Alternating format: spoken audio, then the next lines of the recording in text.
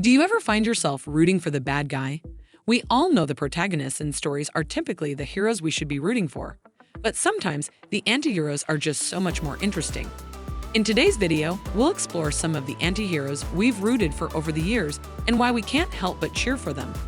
Get ready to dive into a world of moral ambiguity and gray area. Hello and welcome to Amuse Top 10.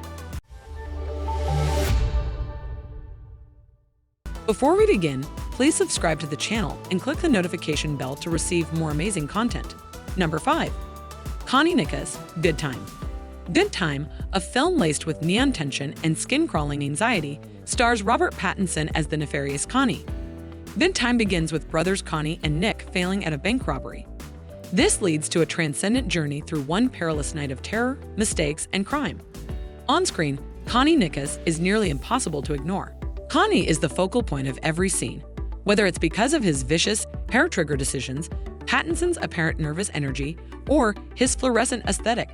He demonstrates how far he is willing to go to save his disabled brother, no matter the cost. He is bold and daring, but he fails at almost every endeavor. But he never gives up. Connie Nicholas was a masterful creation, and you will surely be captivated by his story. Number 4. Lou Bloom, Nightcrawler. Nightcrawler takes place in Los Angeles' seedy underbelly, where only the most sneaky predators find the most heinous of crimes.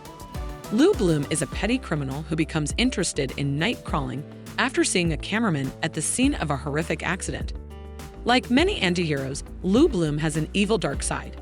He preys on others as if they were objects, and he frequently breaks every rule in order to get his way.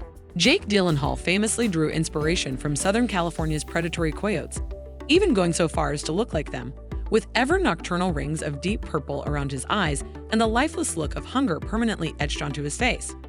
Despite his frequently grotesque behavior, it is his unwavering desire to win that makes him worthy of support. Number 3. Joe, You Were Never Really Here. You Were Never Really Here by Lynn Ramsay is an exquisite portrait of a man and the shady past that haunts him. Joe is the rough counterpart to Travis Bickle in Taxi Driver. Both men are hellbent on saving young girls from horrible corruption. Joe, on the other hand, stands out due to the proximity of Ramsay's directing and Joaquin Phoenix's depiction of a broken soul. Joe is a jaded, ghostly man who uses the trauma of others to exorcise his own demons. He is neither good nor bad, and he treads carefully between the two, only ever displaying tangible emotions through anger. Joe is the sullen monster born of a cruel childhood, and within him is a very sympathetic character, a man who has never been whole since birth. Number 2. Lisbeth Salander, The Girl with the Dragon Tattoo. The plot of The Girl with the Dragon Tattoo revolves around a journalist trying to rehabilitate his reputation, who eventually teams up with the ever-resourceful Lisbeth Salander to solve a murder. Lisbeth, the choppy, black-haired protagonist, has enough piercings and leather on her body to join a rock band. Lisbeth is unique in every way, not just her physical appearance. Her intelligence, sharpness, and intuition are all hidden behind a dark past. Anti-heroes are frequently depicted in revenge films for a reason. They make the most interesting characters. Lisbeth is a young woman who uses vengeance to cope with her own trauma. Depending on who you ask, she may even be admirable. Number 1. Cassie Thomas, Promising Young Woman.